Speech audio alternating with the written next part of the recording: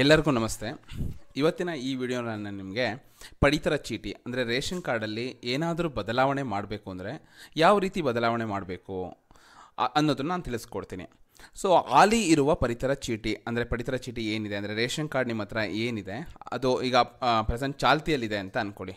ಅದನ್ನು ನೀವೇನಾದರೂ ಚೇಂಜ್ ಮಾಡಬೇಕು ಅಂದರೆ ಹೇಗೆ ಮಾಡಬೇಕು? ಫಸ್ಟು ನೀವು ನಿಮ್ಮ ಹತ್ತಿರದ ಯಾವುದೋ ಒಂದು ಫೋಟೋ ಸೇವಾ ಕೇಂದ್ರಕ್ಕೆ ಹೋಗಿ ನಿಮ್ಮ ಪಡಿತರ ಚೀಟಿಯ ಸ್ಥಿತಿಯನ್ನು ಪರಿಶೀಲಿಸಬೇಕು. ಅಂದರೆ ಆ ರೇಷನ್ ಕಾರ್ಡು ವರ್ಕ್ ಆಗ್ತಿದೆಯಾ, ಅಂದರೆ ಅದು ಚಾಲ್ತಿಯಲ್ಲಿದೆಯಾ, ಹೇಗಿದೆ, ಅಥವಾ ಏನಾದರೂ ಗೌರ್ಮೆಂಟ್ ಕಡೆಯಿಂದ ಏನಾದರೂ ಸರ್ಕಾರದ ಕಡೆಯಿಂದ ಕ್ಯಾನ್ಸಲ್ ಮಾಡಿದಾರಾ, ಸ್ಟೇಟಸ್ ಏನಿದೆ ನೀವು ತಿಳ್ಕೊಬೇಕು.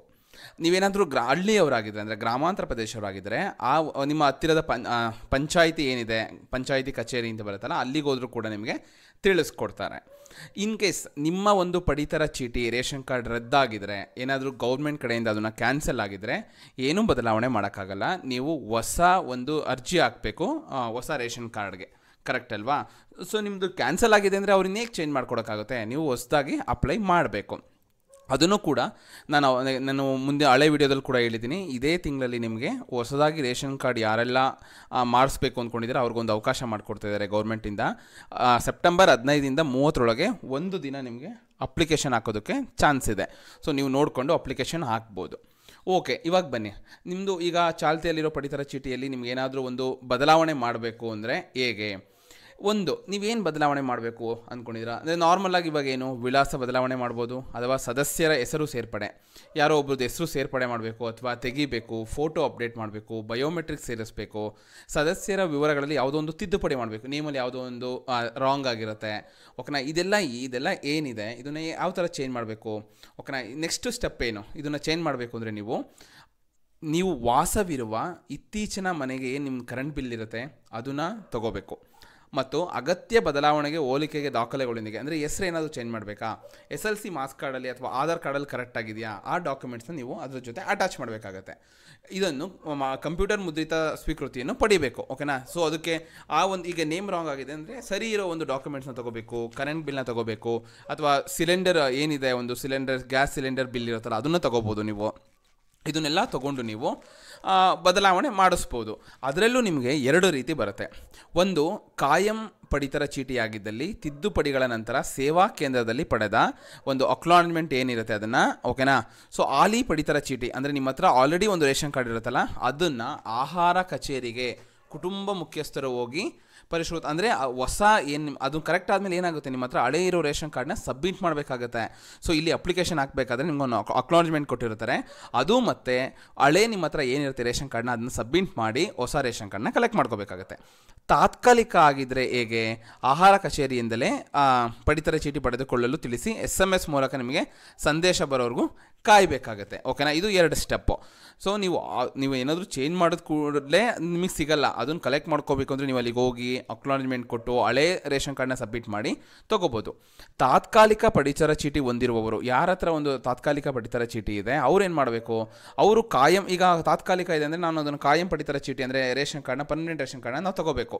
ಅವಾಗೇನು SMS ಬಂದಿರುತ್ತೆ ನಿಮಗೆ. ಅದು ಬಂದ ನಂತರ ಕುಟುಂಬದ ಮುಖ್ಯಸ್ಥರು ಮಾತ್ರ ಅಂದರೆ ಕುಟುಂಬದ ಮುಖ್ಯಸ್ಥರು ಮಾತ್ರ ಈಗ ನಿಮ್ಮ ಬಳಿ ಇರುವ ಪಡಿತರ ಚೀಟಿ ಏನಿದೆ ತಾತ್ಕಾಲಿಕವಾಗಿ ಕೊಟ್ಟಿರ್ತಾರಲ್ಲ ಅದನ್ನು ತೊಗೊಂಡು ಹೋಗಿ ಕಚೇರಿಗೆ ಹೋಗಿ ನಿಮ್ಮ ಬಯೋಮೆಟ್ರಿಕ್ ಹೊಂದಾಣಿಕೆ ಮಾಡಿಸಿ ಈಗಿನ ಪಡಿತರ ಚೀಟಿ ವಾಪಸ್ ನೀಡಿ. ನಿಮ್ಮ ಹತ್ರ ಇರೋ ತಾತ್ಕಾಲಿಕ ಪಡಿತರ ಚೀಟಿ ವಾಪಸ್ ಕೊಟ್ಟು ಅದ್ರ ಜೊತೆ ಶುಲ್ಕನೂ ಕೂಡ ನೀವೇ ಕೊಡಬೇಕಾಗತ್ತೆ. 20 ರೂಪಾಯಿ ಕೊಟ್ಟು ಹೊಸ ಒಂದು ರೇಷನ್ ಕಾರ್ಡ್ನ ನೀವು ಪಡಿಬೋದು. ಓಕೆನಾ? ಇದು ತಾತ್ಕಾಲಿಕ ಮತ್ತು ಕಾಯಂ ಪಡಿತರ ಚೀಟಿಗೆ ಇರೋ ವ್ಯತ್ಯಾಸಗಳು. ಓಕೆನಾ? ಇನ್ನೊಂದೇನು, ಇದು ಇಷ್ಟು ಚೇಂಜಸ್ ಆಯಿತು, ಫೋಟೋ, ನೇಮ್ ಇದೆಲ್ಲ. ಇನ್ನು 2ನೇದಾಗಿ ನೀವು ನಿಮ್ಮ ಕುಟುಂಬವು ಈಗಿರುವ ತಾಲೂಕು ಅಥವಾ ವಲಯದಿಂದ ಅಂದರೆ ಪ್ರದೇಶದಿಂದ ಬೇರೆ ತಾಲೂಕು ಅಥವಾ ಬೇರೆ ಒಂದು ಡಿಸ್ಟಿಕ್ಕಿಗೆ ಹೋದರೆ ಏನು ಮಾಡಬೇಕು, ವರ್ಗಾವಣೆ ಆಗಬೇಕಂದ್ರೆ ಏನು ಮಾಡಬೇಕು ಅನ್ನೋ ಸ್ಟೆಪ್ ನಾನು ಹೇಳ್ಕೊಡ್ತೀನಿ. ಈಗ ನಿಮ್ಮದು ಹಾಲಿ ಚಾಲ್ತಿಯಲ್ಲಿರುವ ಅಂದರೆ ನಿಮ್ಮ ಹತ್ರ ಪಡಿತರ ಚೀಟಿ ಏನಿದೆ ಅದು ಸ್ಟೇಟಸ್ಸು ವ್ಯಾಲಿಡ್ ಆಗಿರಬೇಕು, ಅಂದರೆ ರನ್ನಿಂಗಲ್ಲಿ ಇರಬೇಕು, ಕ್ಯಾನ್ಸಲ್ ಆಗಿರಬಾರ್ದು. ಆ ಒಂದು ಪಡಿತರ ಚೀಟಿ ತೊಗೊಂಡೋಗಿ ಆಹಾರ ಕಚೇರಿಗೆ ಭೇಟಿ ನೀಡಿ ನೀವು ಆ ಒಂದು ರೇಷನ್ ಕಾರ್ಡ್ ಜೊತೆ ವರ್ಗಾವಣೆ ಕೋರಿಕೆ ಸಲ್ಲಿಸಿ. ನೀವೊಂದು ಒಂದು ಲೆಟರ್ ಬರ್ಕೊಡ್ಬೇಕು, ನಾನು ಈ ಥರ ಒಂದು ಜಾಗಕ್ಕೆ ಹೋಗ್ತಾ ಇದ್ದೀನಿ ಅಂತ ನೀವು ವರ್ಗಾವಣೆ ಪತ್ರಿಕೆ ಕೊಟ್ಟು ಒಂದು ಲೆಟರ್ನ ಕೊಟ್ಟು ಆನ್ಲೈನಲ್ಲಿ ವರ್ಗಾವಣೆ ಸ್ಥಳದಲ್ಲೇ ಮಾಡಿಸಿ, ಓಕೆನಾ, ಅಲ್ಲೇ ಮಾಡಿಸಿ ಸರೆಂಡರ್ ಸರ್ಟಿಫಿಕೇಟ್ ಪಡಿಬೇಕು.